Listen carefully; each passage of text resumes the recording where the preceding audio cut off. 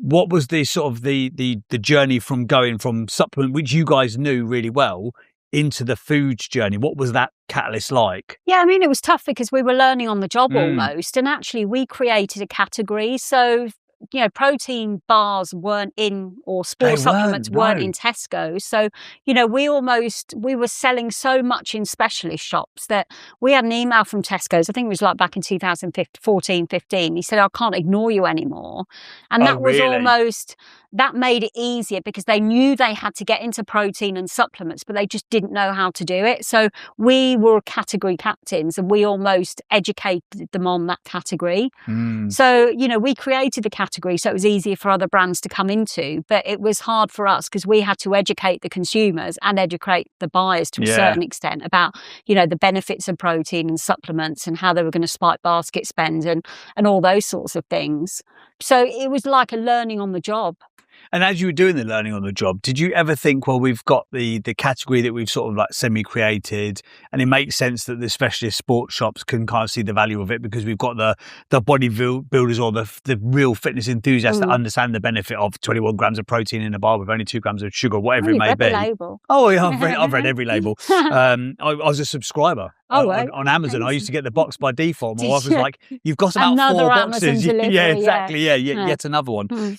But was there a point when you were sort of like putting together almost the MVP of that, and when you were looking at the ingredient profile and all that stuff, before the category's created, did you ever sit down and go, oh, this is going to be a bloody £2.50 bar to work at the margin that we need to be at? Nobody's done this before. Or was it just so popular in that sort of like niche space, you just knew it could expand out? Yeah, I mean, like a lot of supplements came from the US, so protein bars were already popular over there. They had a bar called Quest, which was selling like by the bucket load. Tom Bilyeu owned it. Yeah, I mean, again, it was ridiculous what people were buying with that. They were walking out with like 8 boxes or whatever because there was like a shortage. But we knew that we never wanted to compromise on taste, and we knew that in the UK, for a protein bar to sell, it had to taste like a proper chocolate bar. 100%, yeah. So we never compromised on the taste. We went to a chocolate manufacturer and got them to innovate with protein. But also, we never compromised on the protein source. So we were from a sports supplement background where whey protein was obviously the protein that you should be using. So we made sure that that was in our bars. And whey protein is a commodity. There's a price that comes with it. So we had to be able to justify that £2.50 price point. And actually, we never got any pushback on that. Really? Never.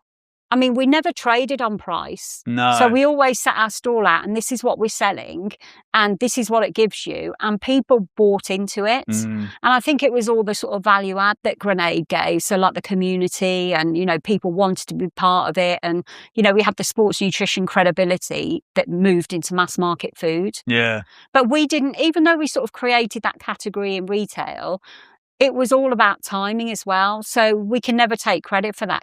Protein was becoming more normalized. People were reading that, they should have more protein. It was good for you, bone density or whatever else, recovery.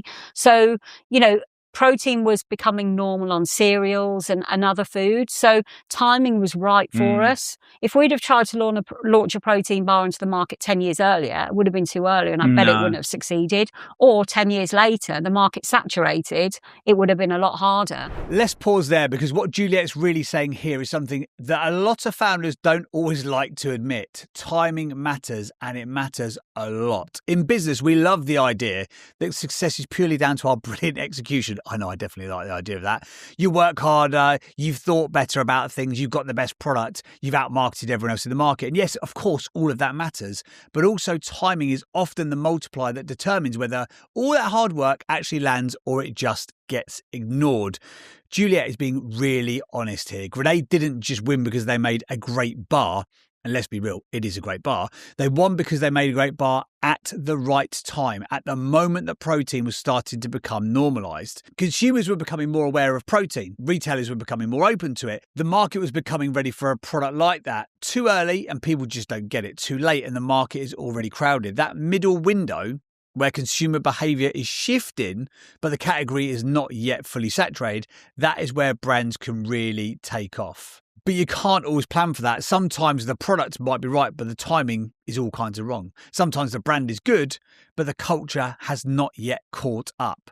And sometimes businesses scale because they manage to arrive at exactly the moment that the world is ready to hear about what they have to say. And that's not luck in a lazy sense, by the way. It's awareness, it's market sensitivity, it's understanding when the conditions are changing and moving decisively when they are. So the lesson here is not to sit around waiting for the perfect time, because the perfect time will never arrive. The lesson here is to ask a better question.